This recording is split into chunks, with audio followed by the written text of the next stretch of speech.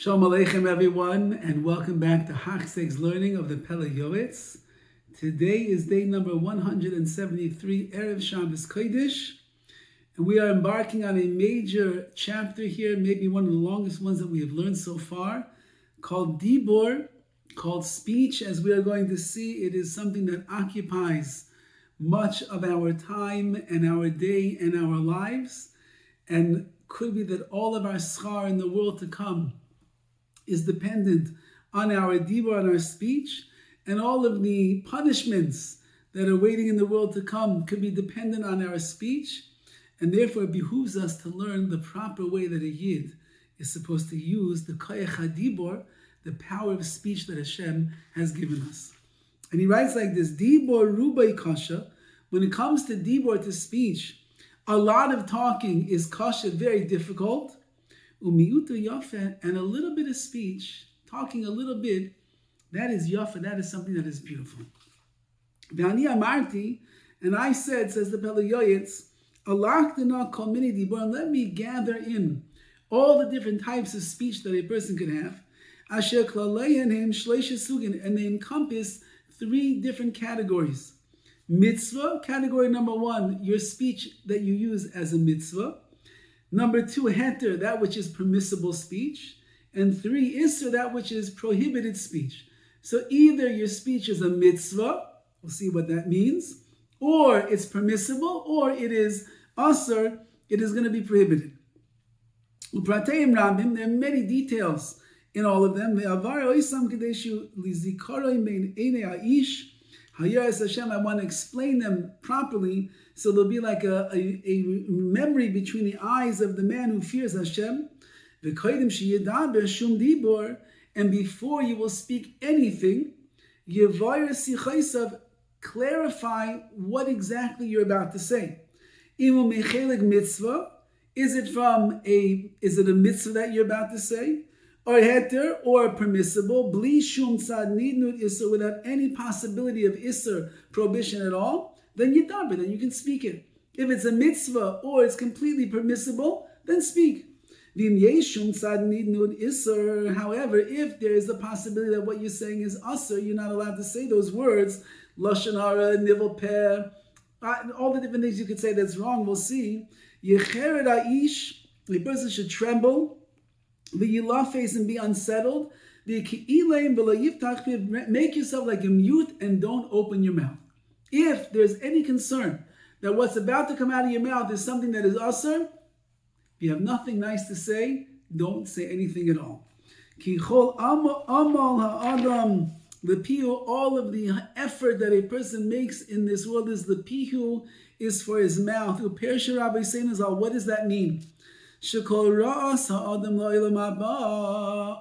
of the evil that will befall a person in the world to come is what he sinned with his mouth in this world. Furthermore, it says all of the mitzvahs and good deeds that a person did, and all of the hard work and effort that he expended in learning Torah. It's not enough to guard him from what he did sinfully with his mouth. If a person uses his mouth for lashon hara, he used his mouth sinfully for nivel peh, for cursing and the like. He spoke badly about other people. He put people down, and who knows all the different things that he could. He spoke about inappropriate subject matter. So even if you learn Torah all your life, it's not enough to combat the negative effects of the evil speech that a person did. I'm going to write about this later on in the chapter called Peh, called the mouth, the Erech Sicha, and the chapter called Sicha, conversation. But right now, it's fitting that I will review it later on. That's my way, says the Pele Yoetz. I talk about it now, and I'll review it later on. Let's start with sug, the category number one called mitzvah. This comes first. Talmud Torah keneged kulam. Learning Torah is equivalent to all of the mitzvahs. Any mouth that increases the amount of Torah that it learns, it's yimsechaim, it will find life. Gedoyla Torah shinoisen is chaim ba'olam hazeh u'ba'olam haba. Torah is so great. It gives a person life in this world and in the world to come. Shetalmud gadol shemevni demaisa. Talmud learning is so great. Why? Because it brings you to action. How can you do a mitzvah if you don't know what the boundaries and the laws of the mitzvah are? So you might want to keep Shabbos, but if you don't know how to keep Shabbos, you'll never do it. You might want to put on tefillin, but if you don't know the halachas of tefillin, how to wrap them, how to put them, the brachas, you won't be able to do it. So Talmud Torah is so precious and so great because it's mevli demaisa. It brings you to action, to performance of the mitzvahs. V'lidei kol ha'yehidus v'kol ha'shleimus v'midas, all Yiddishkeit and all perfection in your midos, in your character, videos, and the way that your outlook on life, it all comes through the perfection that you achieve in the Torah. Uskulasa shitavlin liyetzahara, and the segula, the treasure of Torah is, it is the tavlin, it is the spice, so to speak, the antidote to the yetzahara. Umavaeres ruach hatuma mina other, it gets rid of it fires out, so to speak, the ruach hatuma, the spirit of impurity inside of a person. V'tiharo v'kitsha, it will purify a person, v'kitsha, and sanctify that person. V'alkein yitzray shelo adam mizgaber alav ma'od levad leminad, and that's why the yitzhar of a person is working very, very hard against you, to be mevalta you, to get you away from learning Torah. Ki yedeya ki kilosai, because the yitzhar knows that the Torah is the destruction of the Yetzirah. It is his greatest downfall. It is the kryptonite of the Yetzirah, is the Torah. It will destroy him. And therefore, he tries very hard to keep you out of the Beis Midrash, keep you away from learning. You're about to go to a shir, your wife calls on the phone, and you turn around and you go back home. You're about to learn, and suddenly your phone rings and it's somebody else. Or you get caught with one of these things that we scroll all the time, and you miss the shir. Come to the shir, you fall asleep in the shir. The Yetzirah does everything that he possibly can to remove you from learning Torah. Come and take a look. Let's look, says the Pele Yoetz, how strong the Yetzirah is. Listen what he says over here. This is something he's talking over 100 years ago. All the more so it is right now. A person sits around and he speaks nonsense. He's shooting the breeze, as they say. He even speaks things that are asur, prohibited words, lashon hara, and the like. He can speak it all day long, all night long, and he never gets tired. You listen to people talk sometimes, talk. They just get more energy, more energized. They have more and more power to be able to speak. They never get tired. But now this same person who is busy speaking lashon hara for 6 hours straight with so much passion and so much excitement and so much enthusiasm, he goes to a shir and he sits down to learn with his chavrusa. Let's say he goes to sit with his chavrusa and they're going to learn for 1 hour. He suddenly gets so tired. He gets so tired, and it's like a heavy yoke, that's a weight that's on top of him. I'm so tired. That's such a long day. Well, you were just talking for 6 hours about other people. Now you're coming to sit and learn Torah for 1 hour. I don't have the energy. I'm exhausted.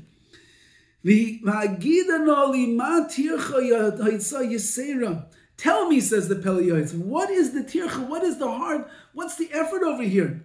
And the Hoitzah, he said, the more that you have to expend. You have to do more when you're learning Torah than when you're speaking Devar B'Telem, wasted words. On the other hand, everybody knows. Everybody knows that when you learn Torah, you bring schar, you bring reward. You will eat your fruits in this world. And the main reward is going to be in the world to come. That's what you're getting when you learn. And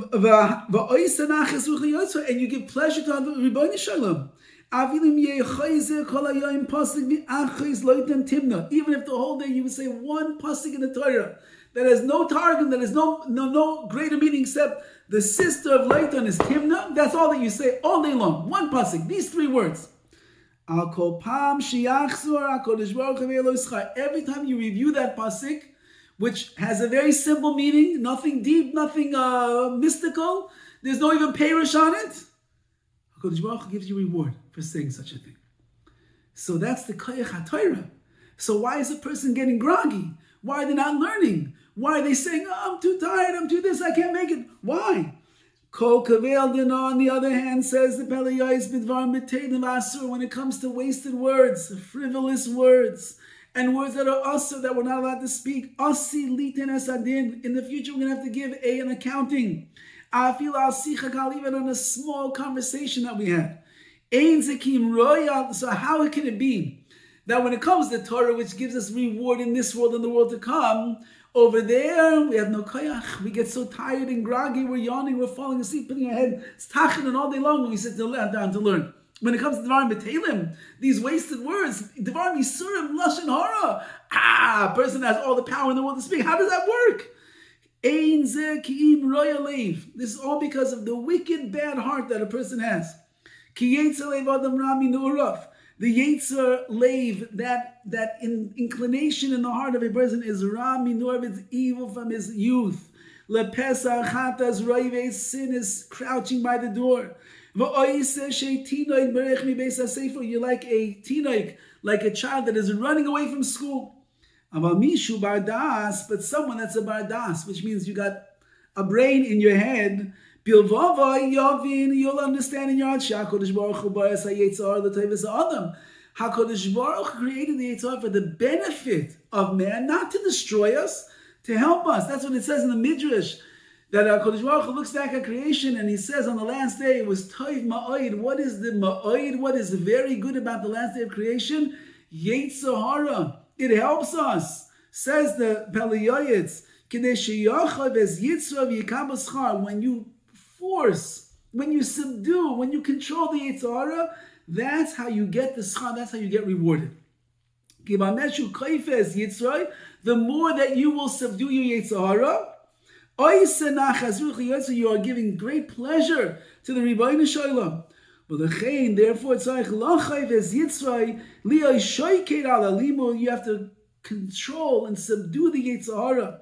So you should be shayked, diligent in your studies. B'chol eis, all the time, shupani, any time that you are free.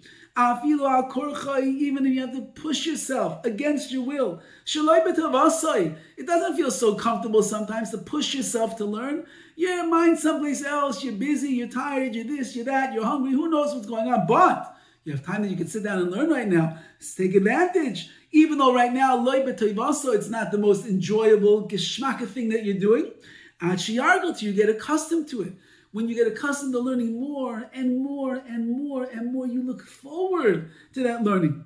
V'saif, and at the end of the day, shenase ha'yetzer hara reya, the yetzer hara, that word reish ayin, which is ra, we switch the vowels around, you have reya, he becomes your friend. The yetzer hara becomes your friend, he assists you in getting closer to Hashem. He pushes against you, and you push back against him and subdue him and conquer him. Now you're getting closer to the Rebbeinu Shalom. All your desires that the Yetzer Hara is trying to put inside of you, they'll die inside of your heart.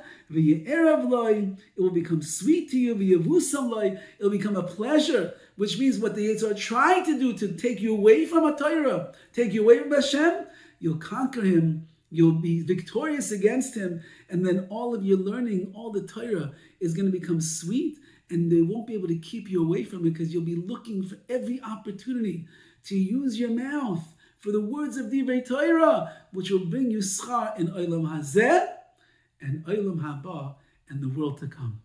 All the best.